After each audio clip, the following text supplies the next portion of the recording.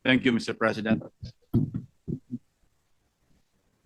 Mr. President, my esteemed colleagues, I rise today on a matter of personal and collective privilege. Before I start, Mr. President, and with the indulgence of our distinguished colleagues, let me put this one issue away first. The DPWH Undersecretary that I mentioned to have offered our Senate President through his staff to make insertions in the 2026 National Expenditure Program had vehemently denied it to her new boss, Secretary Vince Dizon, and to his face at that. Was actually lying through her teeth. Dapat alam niya na hindi ako basta nagsasalita ng walang katibayan. Ayan po ang resibo, Mr. President, and I quote, para maisama ko po sa NEP, sir. Her words, not mine. Sabi nga ng mga abogado, res ipsa loquitur. The thing speaks for itself.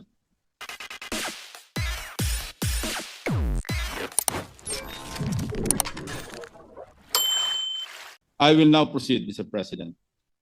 Exactly 3 weeks ago, I took this floor to expose what I call the flooded gates of corruption, a dam of deceit that is burst open, unleashing the tales of insatiable greed that continue to drown our nation. Simula na mabuksan ang agos ng usapan tungkol sa mga anomalya sa DPWH, bumuhos rin ang katakot-takot na ulat mula sa mga netizens at karaniwang mamamayan na nagmamatsyag sa mga substandard at ghost projects sa iba't ibang dako ng kapuluan. Kasabay ng bugso ng puot ng taong bayan laban sa iba't ibang personalidad na di umano ay sangkot sa pagsasamantala sa kaban ng bayan. Ang halos nagkakaisang sigaw ng lahat. Dapat may managot, dapat may makulong. Our frustrated countrymen cry in unison. Name, shame, and prosecute. We in this august hall share the same frustration, except for the chaos and anarchy in the streets and in some public and private properties, which hopefully will not escalate. It is but right and just that we all demand that heads must roll and those responsible must be put behind bars, whichever agency or office, even those in high towers of power, they may come from. Justice must catch up with these people because enough is enough. Having said that, my office is fully committed to submit the overwhelming loads of reports we receive on substandard and ghost flood control projects to the concerned authorities in view of the forthcoming investigation by the yet-to-be constituted independent probe body. To this end, we decided not to include the same or similar anomalous flood control projects anymore in my follow-up privilege speech today. Instead, I will focus on sharing with you the various forms of corruption in fine print. Evidence so telling that it will nail the coffin for the summary dismissal and or prosecution of these culprits with a warning that what you are about to see may be hazardous to your health in that it will make your blood boil over the maximum normal systolic and diastolic thresholds. First, how the fruits of corruption are being squandered, albeit partly by these officials, entrusted to protect people's lives and low-lying communities from the devastation caused by typhoons and low-pressure areas. And when I say partly, I do not mean paltry sums of money, Mr. President. Second, how the same officials maneuver and manipulate the processes and procedures involved to collect from unaccomplished or uncompleted, even ghost projects perpetrated by these incorrigible and probably beyond redemption government officials. Unahin po natin ang mga tinaguriang BGC boys. We delve so deeply into the web of corruption involving the culprits behind the notorious Bulacan flood control disaster. Sa lalim po ng inabot ng aming pagsisiyasat, sukdulang nakakarimarim na ang aming nadiskubre. These DPWH officials reached the lowest of the low and the highest of the high in the many corners of casinos across the country. On top of their multi-million peso wristwatches, signature clothes, and sneakers and whatever else lavish lifestyles, these 5 erstwhile DPWH officials of the Bulacan First District Engineering Office gained them a moniker, BGC Boys. Not Bonifacio Global City Boys, Mr. President, but rather the Bulacan group of contractors as they have been known to casino employees. Hindi tambay ng high street sa BGC ang mga ito. Hell Street siguro, Mr. President. At siyempre, nagtatago sa mga aliases ang BGC Boys. Let me do a roll call, complete with valid identification cards like driver's licenses from the Land Transportation Office, but this is a separate matter to be investigated, my distinguished colleagues. Ang kakasibak lamang na DPWH OIC Assistant Regional Director ng Region 4A at dating District Engineer ng Bulacan na si Henry Alcantara alias Joseph Castro Villegas. OIC District Engineer ng Bulacan, First District, Bryce Erickson G. Hernandez alias Marvin Santos de Guzman. Assistant District Engineer JP D. Mendoza alias PJ Castro Asuncion. DPWH Engineer 2 RJ Dumasic, introducing himself as a contractor from Sims Trading Corporation with alias Sandro Bernardo Park at Edric San Diego as himself. They may hide their identities, but having spent practically all my law enforcement years conducting intelligence and investigative work, I know criminals when I see them. No matter how real-looking their IDs are, no matter how long they were able to thrive in the shadows, no one can shield them from the day of reckoning that they deserve. Lalong-lalo na kung lantaran at walang pakundangan na ang pagnanakaw at paglustay ng kaban ng bayan, Mr. President. Base sa mga dokumentong nakalap namin mula sa PAGCOR, malulula tayo sa laki ng halagang naging talo sa kasino ng 5 ito. 950 million in gross losses, Mr. President. Base ang mga ito sa official at validated na record mula mismo sa 13 kasino sa Metro Manila, Cebu at Pampanga. Halimbawa, itong si former Assistant District Engineer at OIC, District Engineer Bryce Hernandez alias Marvin Santos de Guzman, mayroong combined gross losses sa mga kasino na 435 million pesos. Halos hindi sila nagkakalayo ng OIC Assistant District Engineer niya na si JP Mendoza alias PJ Castro Asuncion na may 418 million pesos sa nakabuwang talo sa iba't ibang mga kasino. Ang former District Engineer na si Henry Alcantara na hindi naman tumanggi na pumapasok at nagsusugal sa kasino ay nakapagpatalo ng 68,000 pesos pero bilang Henry Alcantara lamang yan. Ang mas malaking bulto ng kanyang talo habang nagtatago sa kanyang alias na Joseph Castro Villegas ay tumataginting na 36.7 million pesos in gross losses. Hindi rin natin sinasantabi ang milyones na pinagtalo ng mga DPWH employees na nagpapanggap na contractors na sina Project Engineer RJ Dumasig alias Sandro Bernardo Park na may gross losses na 16.9 million at Edric San Diego alias himself or as himself na may losses na 42.4 million pesos. Akala siguro ng mga ito ay maaari silang manatiling multo o incognito. Ito ay isa lamang sa tambak na pagkakamali nila, Ginoong Pangulo. Interestingly, mukhang may kakaibang milagro ang dumapo sa tropang BGC Boys sa isang kasino sa Newport World Resorts sa Pasay, kung saan sila ay tumabo ng 100 milyong pisong panalo mula August 31, 2023 hanggang April 4, 2024.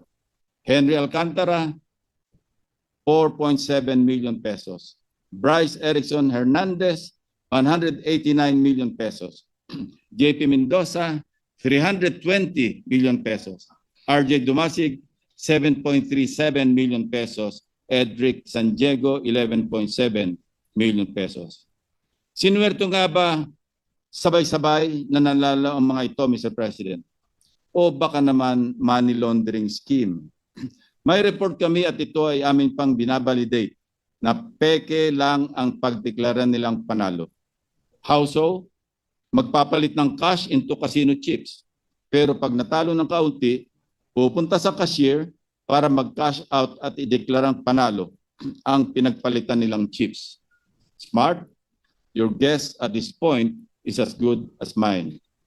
Sa Okada naman, may naka-record na one gaming activity mula October 17 to 18, 2022, sina Henry Alcantara, Bryce Hernandez, RJ Dumasig at JP Mendoza, na kung saan maliban kay Henry Alcantara na nanalo ng 301,000 pesos, umuwing talunan ang ibang BGC boys dahil sa total losses na 1.75 million pesos. Mr. President, let me show you the record of cash to chips and chips to cash transactions of the BGC boys sa mga kasino na pinasyalan nila mula taong 2023 hanggang 2025. Henry Alcantara, alias Joseph Castro Villegas, cash to chips, 1.1 billion 428,170,000. Yes, Mr. President, you heard it right, my dear colleagues. B as in billion, hindi M or million. Cash to chips, 997,765,000 pesos. Bryce Hernandez, alias Marvin Santos de Guzman, cash to chips, 659,910,000 pesos. Chips to cash, 1,385,360,250 pesos. JP de Guzman, alias PJ Asuncion, cash to chips from 2023 to 2024, 26,500,000. Cash to chips, 2023 and 2024, 280,093,500 pesos. In this regard, my office has submitted their names and aliases to the Anti-Money Laundering Council since casinos are covered persons under the amended Anti-Money Laundering Act. Hindi pa po dito nagtatapos, Mr. President, ang kanilang mga kabulastugan. Sa aking naunang privilege speech noong August 20, 2025, nauna ko nang nilarawan base sa aming sources ang mag-among sina Alcantara at Hernandez na may parehong level ng pagmamahal sa pera. Itong si Bryce Hernandez, nagkalat na nga ang kanyang mga larawan sa social media dahil sa kanyang kabulastugan. Aba, hindi man lamang nahiyang pumasyal-pasyal sa isang kasino sa Metro Manila hanggang noong September 1, 2025. Habang naghihiring ang Senate Blue Ribbon Committee, si Bryce nasa isang kasino nagsusugal. Ang ibang BGC boys may record pa hanggang noong nakarambuan ng Agosto sa paglalaro sa mga kasino. Suma total, habang lubog pa rin sa tubig baha ang mga taga-Bulacan dahil sa mga pangungurakot na mga ito at kahit booking na mismo ng Pangulo ang kalokohan, sige pa rin ang pagpapasasa ng BGC boys sa pagwawaldas ng pera ng taong bayan. Walang kahiya-hiya sa katawan.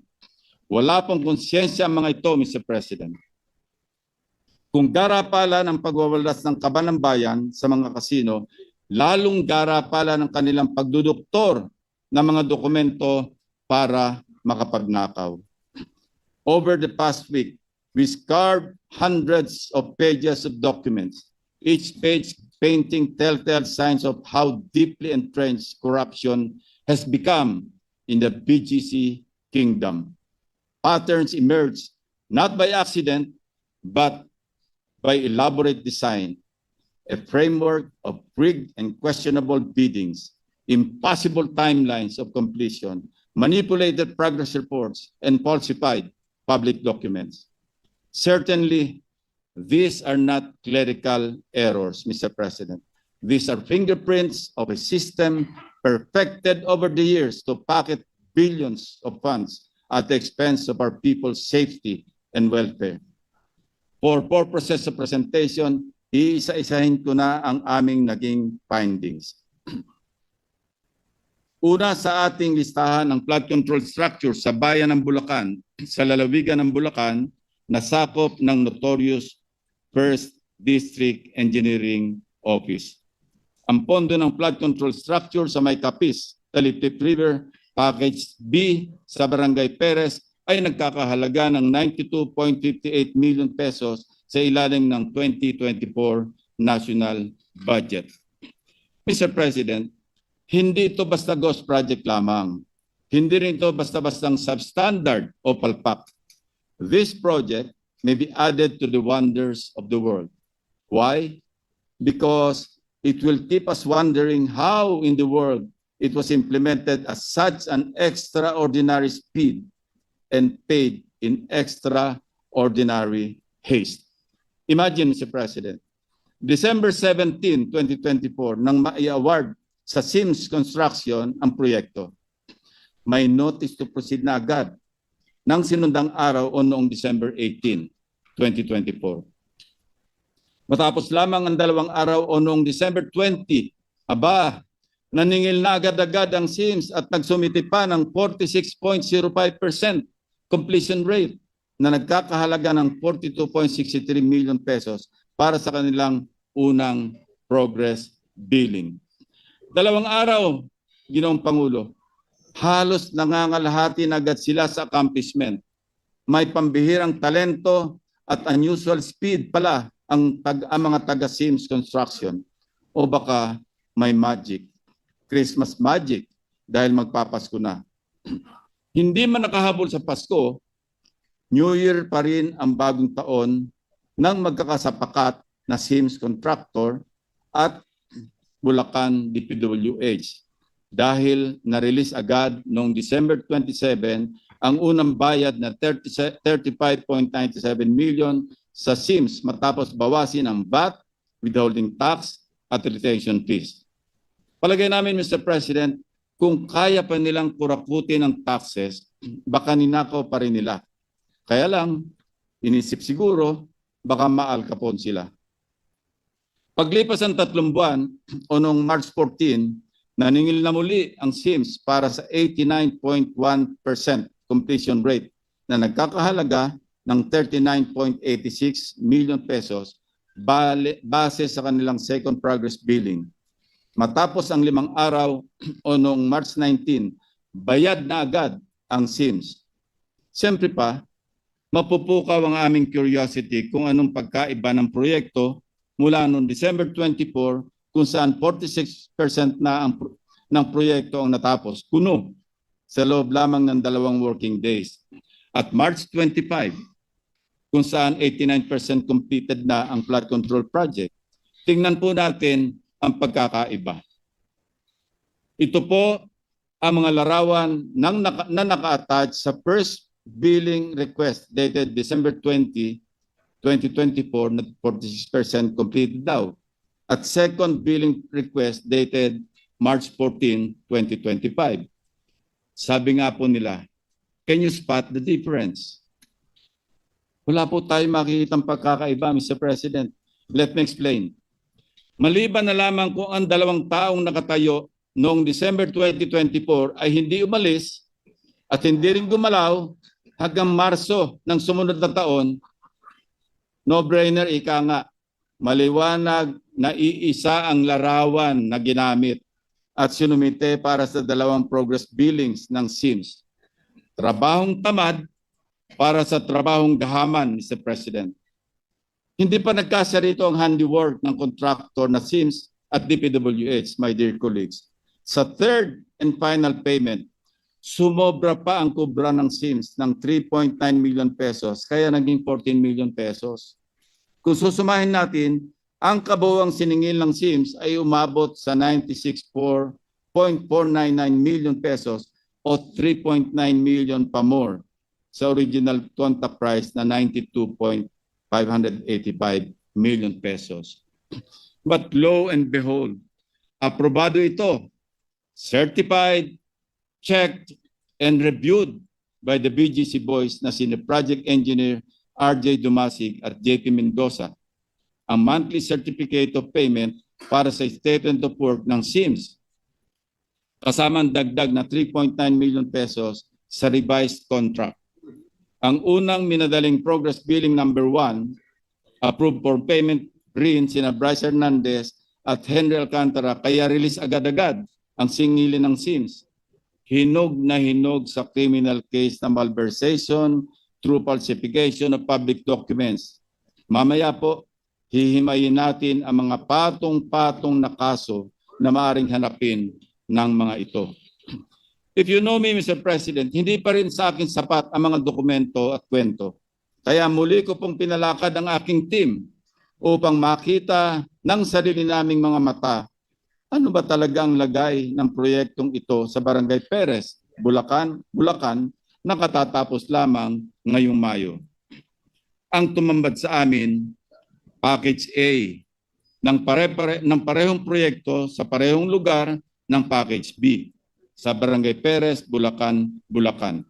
Mukhang na-double whammy tayo ng SIMS Construction at ng mga kasabwat nila sa DPWH. Kung nasaan ang Package B na minadaling nabayaran ay mananatili na lamang guni-guni dahil tanging package ay lamang ang nandun. Ito po ang itsura ng Package A na walang pinagkaiba sa ghost project na Package B. Tagpi-tagpi na nga at ang completed na Package A minulto pa sa Package B. Mr. President, SIMS Construction seems to be complicit sa broad daylight robbery na ito. Not once, but twice. Dapat makasuhan din ang kontraktor na ito bukod pa sa forever blacklisting. Marami pang katanungan kaugnay ng proyektong ito tulad na lamang ng irregularidad sa mga dokumento. Pag-release ng bayad sa kabila ng kakulangan ng pirma ng mga kaukulang opisyal. Sa dalawang proyekto sa Barangay Bulusan, Kalumpit, Bulacan, copy-paste din ang modus ng SIMS, Mr. President. Ang masama, dalawang proyekto pa ang hinokus-pokus ng kontraktor at DPWH engineer sa Bulacan. Ang isa, contract ID number 25CC0072 para sa riverbank protection sa Barangay Bulusan, Kalumpit, Bulacan, na may original contract price na 74 million pesos. Ang isa naman, contract ID 25CC0091 para sa flood control structure sa Barangay Bulusan, din mula sa Purok 4 hanggang Purok 5. Ang halaga, 92.7 million pesos. Akala namin na mamalikmata lamang kami noong una namin kinilatis ang mga kontrata, distinguished colleagues. But documents clearly show not only how unscrupulous but also how brazen these people can be. Parehong petsa ng notice of award ng dalawang contracts noong February 17, 2025. Pareho din ang petsa ng notice to proceed, February 25, 2025. Pareho pa ding may revised contracts na ang markup ay pareho pa ulit na 4%. At ang ultimong panggagago, Mr. President, sa loob lamang ng 15 araw mula February 25 hanggang March 12, parehong 89% ang completion rate ng dalawang proyekto. Hindi lang yun. Siyempre, sabay din ang singil ni SIMS para sa second and final payments noong April 4, 2025. Fully paid ang parehong proyekto na sa parehong araw din noong April 22, 2025. Parang nakinikinit ako na, Mr. President, na nagtatawanan pa ang mga matatalinong gagong matching na ito habang nagbibiyahe papuntang casino, dala ang kwartang kinulimbat habang naglilimas ng tubig baha papalabas ng kanilang mga bahay ang mga pobreng taga Bulacan. Magkaibang proyekto na ang contract duration na sana ay 240 days at 270 days respectively. Pero sabay natapos ng record period na 34 days. 100% completed kuno. Sa kabilang dako, okay, let's give him the benefit of the doubt. Baka nga naman 100% o 100% na lakas ang binigay ng SIMS kaya natapos agad-agad at sabay pa ang dalawang proyekto. Tingnan natin ang progress reports na sinumiti nila, Mr. President. Sa slide na ito, makikita ang sinumiting photos para sa progress billing number 1 ng SIMS noong March 14, 2025. Sa kaliwa, attachment para sa 25CC0072 contract. Sa kanan naman, para sa contract 25CC0091, may pinagkaiba po ba? Ganito rin ang attachment para sa second and final billing na sinumitin noong April 4, 2025.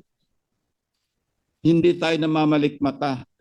Harap-harapan, pinagnanakawan po tayo.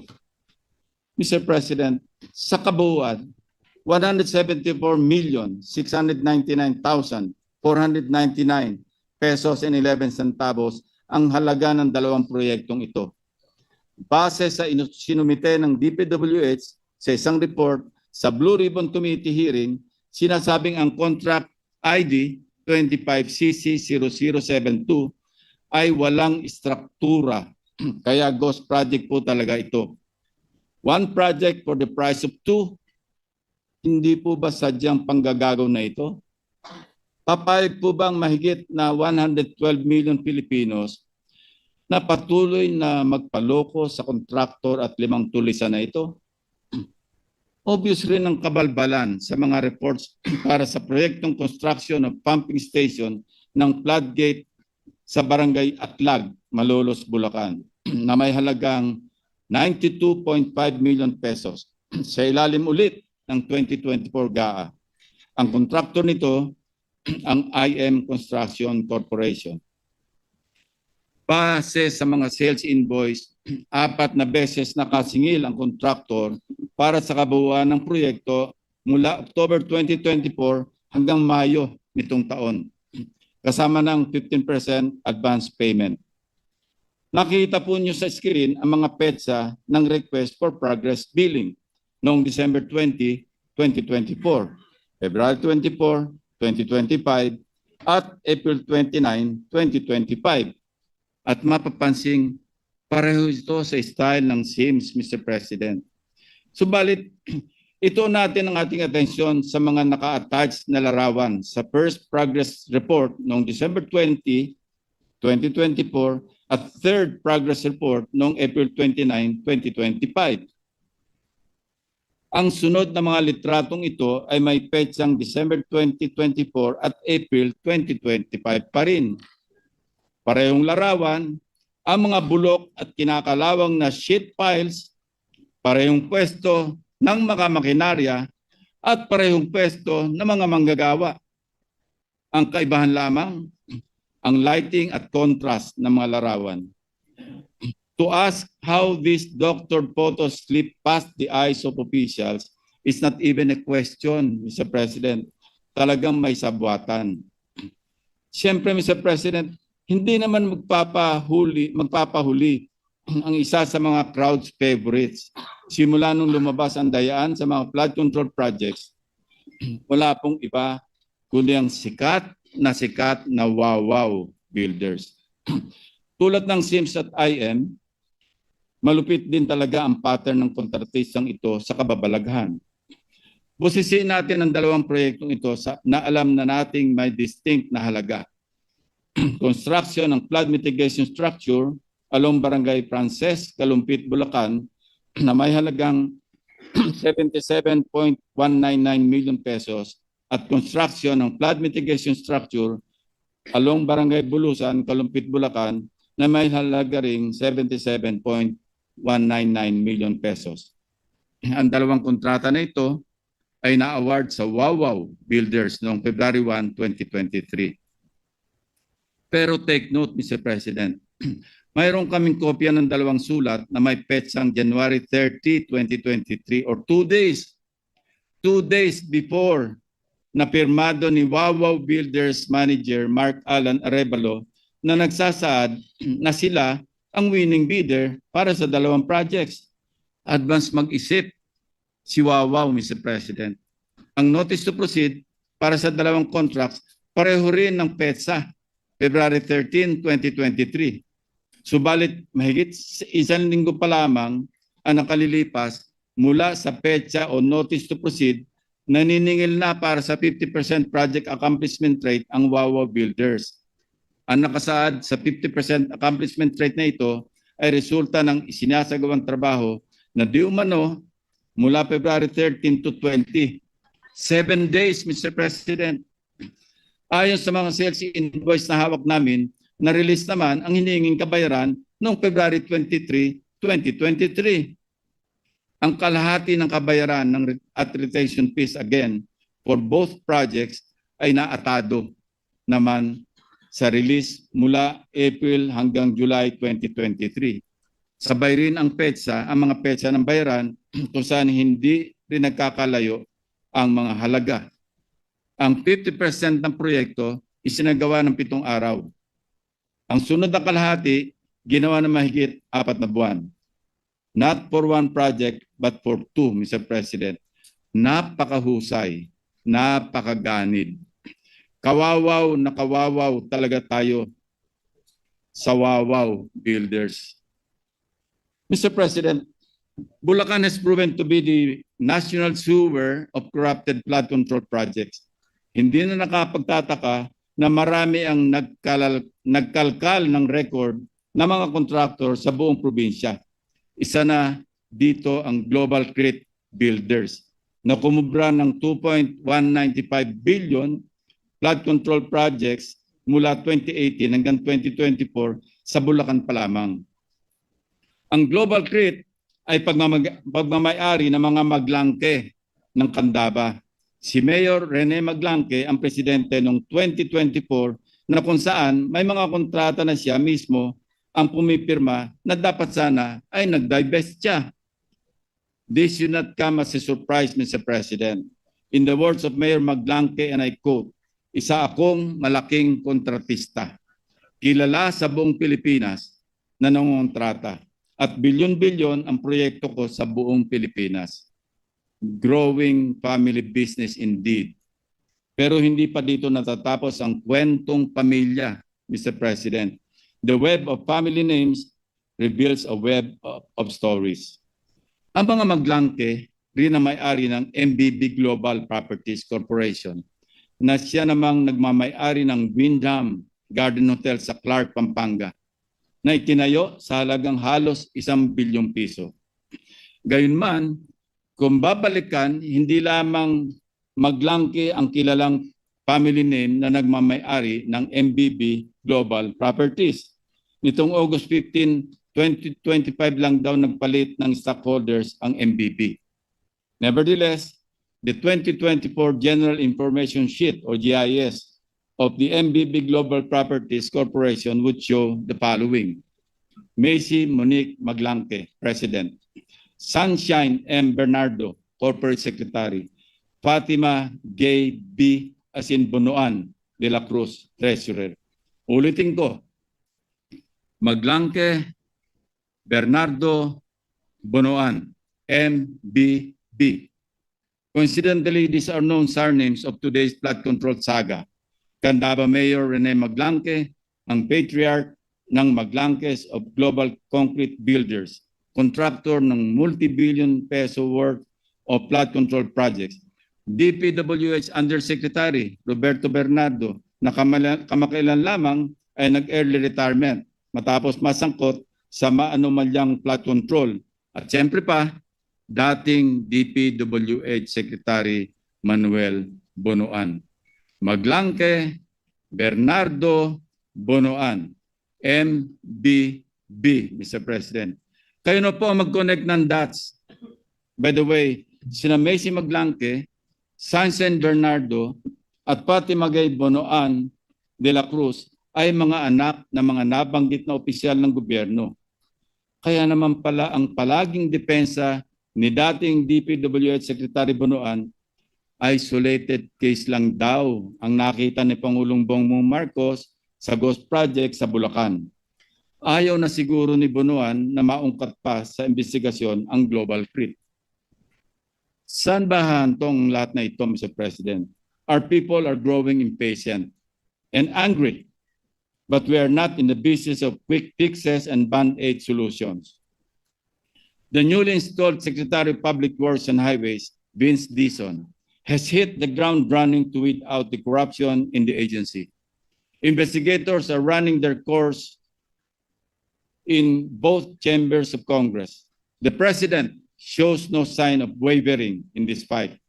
We are on the right trajectory in getting to the bottom of this systemic rot and punishing to the fullest extent of the law those who have corrupted us.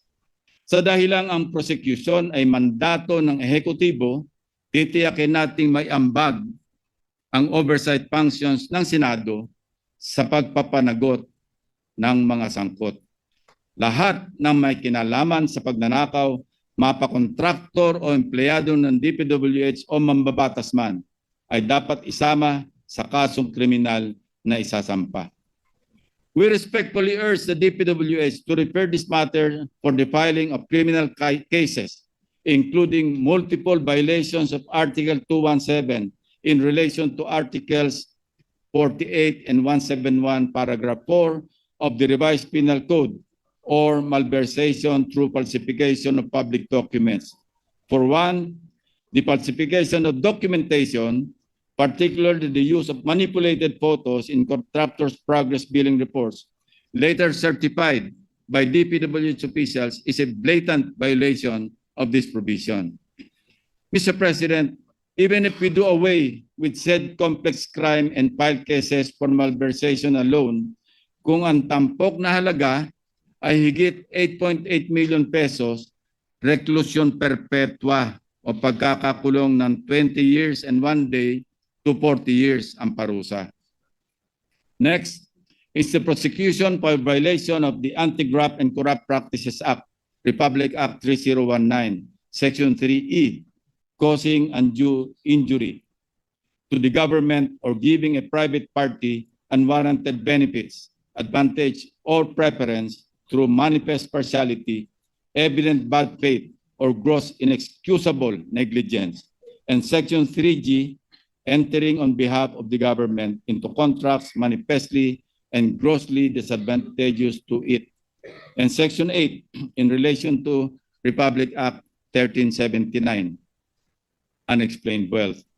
We also strongly endorse the filing of charges for violation of Republic Act 7080 or the Anti-Plunder Law, Mr. President. Sapat naman pong basihan ang nakakapangilabot na laki ng halaga ng mga anomalya sa flood control. Bilyones po ang pinag-uusapan nating nauwi sa ghost projects. Ang marangyang pamumuhay ng mga sangkot na opisyal ng DPWH at ang daang milyong kaya nilang ipatalo sa mga kasino ay kabilang sa magpapatunay sa paglabag sa batas na ito. These facts show that the accumulated ill-gotten wealth has undeniably breached the minimum threshold for plunder, which is 50 million pesos. Dahil ang bawat isang manumalyang kontrata ay isang hayagang paglabag sa batas, malinaw po na natutugon na nito ang requirement ng anti-plunder law na nagsasaad na ang ill-gotten wealth ay dapat nagmula sa paulit-ulit o serye na mga gawain upang makaipon ng yaman sa pamamagitan ng pandaraya. Mr. President, we likewise detail the infractions of the BGC boys in connection with their gambling spree. Sa paggamit ng fictitious names o aliases upang itago ang kanilang identity sa mga casinos, easily, Mr. President, this is a clear violation of Article 178 of the Revised Penal Code, or the use of fictitious name and concealing true name. To further sustain the use of their pseudo identities, the BGC boys used fake driver's licenses to gain entry into casinos, thereby violating Section 31, Article 2 of Republic Act 4136, which expressly outlaws the making, use, or possession of licenses in imitation or similitude of those legally issued by the LTO. Sa actual na garapalang paglalaro sa casino, ito po ay violation ng Presidential Decree number 1869, Republic Act 6713, and various memorandum circulars prohibiting and penalizing government officials for entering and much more for playing in casinos. Mr. President, the Anti-Money Laundering Act as amended is likewise violated as the proceeds of graft and plunder are transacted and converted by purchasing casino chips and subsequently cashing them out after minimal gaming, thereby disguising the true source of the funds. Considering the glaring violation of the Anti-Money Laundering Act by these big-time gamblers, we urge the Anti-Money Laundering Council to immediately initiate an action for the freezing of the bank accounts of these individuals and the subsequent prosecution for violating the law itself. Finally, Mr. President, umaapaw din ang kinaharap na kasong administratibo ng mga DPWH officials na ito. Among these are grave misconduct, serious dishonesty, gross neglect of duty, and or conduct prejudicial to the best interests of the service, violations of the Code of Conduct and Ethical Standards for public officials and employees, and the Code of Conduct pertaining to the practice of their profession as regulated by the Professional Regulation Commission. Our goal is not only punitive but also preventive. So we do it through reforms in our legislation, Mr. President. Amendment of Republic Act 4566 as amended by PD number 1746 or the Contractors License Law to institutionalize the perpetual absolute ban of blacklisted contractors found to have ghost and substandard projects and higher penalties for conflicts of interest brought by interlocking positions in related industries or entities. Amendment to increase penalties for conflicts of interest, especially those public officials and employees who may also act as contractors under Republic Act 6713 or Code of Conduct and Ethical Standards for Public Officials and Employees. Transparency initiatives in the budget process and accountability measures in the planning and budgeting of infrastructure projects. Kung walang detailed architectural and engineering design or DAED, wala dapat pondo. DPWH should also publish DAED, Program of Works and Detailed Unit Price Analysis or DUPA. Mr. President, more than ever, we need people speaking up, not talking down on the efforts we have built. Words such as, wala rin mangyayari dyan, wala namang makukulong, at umpisa lang yan, malilimot din yan, do not help our cause, Mr. President, but only embolden those who have robbed us of our hard-earned taxpayers' money. In my first privilege speech, I spoke about the flooded gates of corruption. Today, we turned our sight into a darker place, the flooded gates of hell. There, we can find those who rob the Filipino people, drowning not in floodwaters but in sins and moral decay of the corrupt and greedy officials and contractors. Sana, sa madaling panahon, malunod ang may mga kasalanan sa dami ng kasong kanilang haharapin. Mr. President, these people have reduced the lives of our flood-stricken countrymen into living hell. It is time to give them what they rightly deserve. Thank you, Mr. President.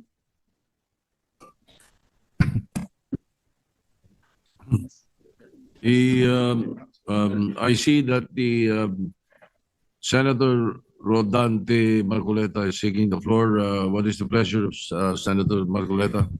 I'd like to know, Mr. President, if our good Senate President pro tempore would yield to a few questions. Willingly to the no, not erstwhile, still the chairman of the Committee on Public Accountability, the good senator from Tarlac and the Republic of the Philippines. You may Mara- proceed then. Maraming Senator salamat Marcoleta. po, Mr. President. Mr. President, kanina pong mag-umpisang mag-present ang ating Senate President pro tempore, ay laking pasalamat ko sapagkat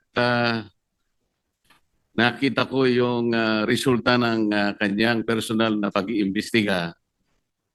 Doon po sa kauna-unahang slide, Mr. President, nakita ko po yung isang text message na galing po yata kay Yusek Catalina Cabral. Hindi ko po masyadong maintindihan. Pwede po bang pakikwento po ninyo, Mr. President, ano po ba yung pinanggalingan noon? Ang pinanggalingan po, nag-congratulate siya sa ating nakaupong Senate President. But this message was sent through the staff of our Senate President, Mr. President. Ang sinasabi doon, congratulations po, no? That was after July 1. After July 1st. proclamation or after oath taking, Mr. President. After the oath taking, if I distinctly remember. So dahil siguradong panalo na po tayo, kayo rin po, dahil nag-oath taking na tayo, nag-message si kagad yung Undersecretary Cabral sa kanyang staff at sinasabi, congratulations, baka mo merong ako may... Andyan po sa text message, sa Viber message, na sinasabi para ma-align do sa mga priorities at para maiwasan yung redundancy, siya nang gagawa ng paraan.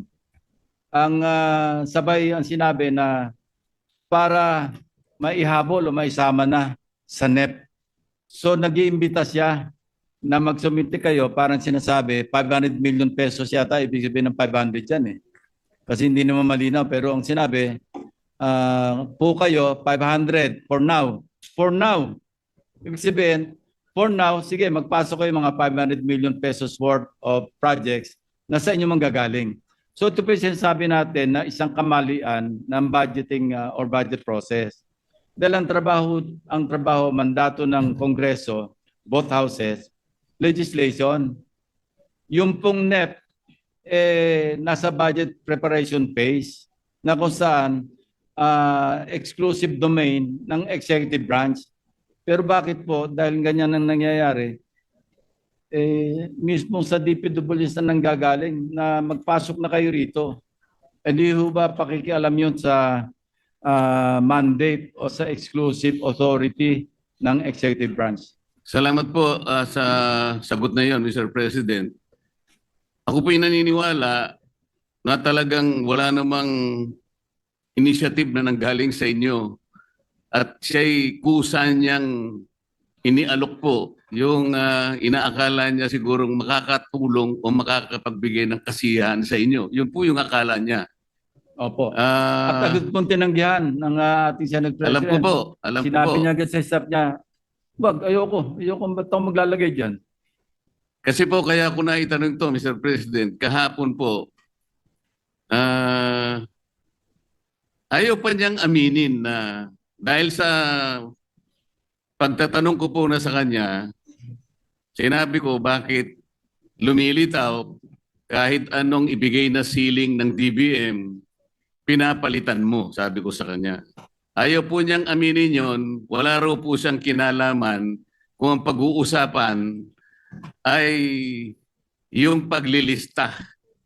Wala raw siyang kinalaman. Ngayon po malinaw na nagsisinungaling talaga siya sapagkat naipakita ko po kahapon, Mr. President, lalong-lalo na po sa flood control projects, yun pong mga insertions, aminin man niya't hindi, ngayon po inapatunayan na natin, ay talagang siya po talaga yung gumagawa dahil siya po yung Undersecretary ng Planning Services. At lalong-lalo na po doon sa tinatawag na FAPs. Ito po yung foreign assisted projects. Yun po malinaw na malinaw. Ipinakita ko po, Mr. President, yung sulat ng DBM noong July 2023 na kung saan sinabi mismo sa kanya, please adhere strictly dun sa mga ceilings na binibigay namin sa inyo. Dahil napansin po ng DBM magmula po noong 2022, 2023, pinapalitan po niya hanggang sa 2024. Ayaw po niyang aminin na siya po ang may kinalaman noon. Ngayon ko lang napatunayan, salamat Senate President Pro Tempore na ngayon ay malinaw na malinaw, hindi na niya pwedeng sabihin at hindi na siya pwedeng magsinungaling na wala siyang kinalaman dito. Ang totoo pa po nito, Mr. President, ang dami pong gustong tumestigo na meron po siyang 10 paboritong contractors na siguro sa mga susunod na panahon, kung sino man po yung hahawak ng Blue Ribbon Committee, isa po sigurong mabuting direksyon na ituntunin ito. At marami rin pong palagian na pumupunta sa kanyang opisina na mga politiko. Gusto ko pong pasalamatan ng ating Senate President Pro Tempore sapagkat mukhang yun pong mga kawani o mga opisyalis ng DPWH na matutuntunan natin at alam ko po na talagang tatagos ito hanggang sa former Secretary ng Department of Public Works. Kasi kahapon po, gusto niya nang sabihin na lahat ng daw po ng nangyayari sa kanyang opisina ay meron namang basbas ng Secretary ng Department of Public Works. Ngunit ang gusto ko pong tuntunin, Mr. President, kung nakita na po natin unti-unti at saan papunta at sinong may kasalanan sa Department of Public Works at nailitaw na rin po sa pagsusuri at sa personal na pag-iimbestiga ng ating colleague, ang mga contractors na talagang, kung pagsasamahin po natin mga contractors na ito at saka yung mga opisyalis na nabubunyag ngayon, siguro po yung salitang walang o halang ang kaluluwa ay is an understatement.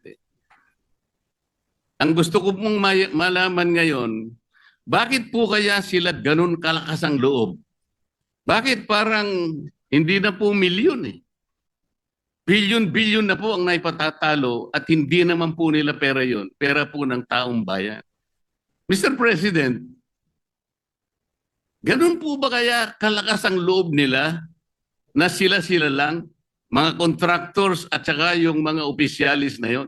Wala po kayang mga politiko sa loob, sa likod nila?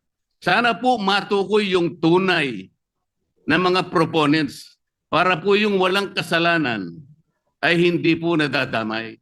Mahirap po na magbanggit sila ng pangalan dahil ito pong nagbabanggit ng pangalan ngayon ay galing lang sa amin kahapon at napatunayan ngayon ng bilyon-bilyon ang ginagasta at magdadamay siya. At meron pong nag-text sa akin sa magitan ng emissary ng abogado ng Diskaya, Mr. President. Meron po palang isang congressman, kanina pong nag-hearing sila, nakausap yung abogado ng Diskaya. Kailangan, meron kayong matukoy na senador sapagkat makokontempt kayo. Nasa akin po yung text message, Mr. President. Sa mga tweet, gusto lang nilang magpangalan.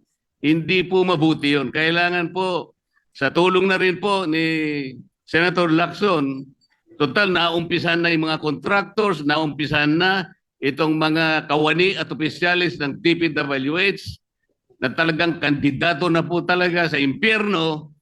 Matukoy po talaga kung sino-sino po yung palaging kausap ni Yusek Cabral na sila po yung sindikato dito.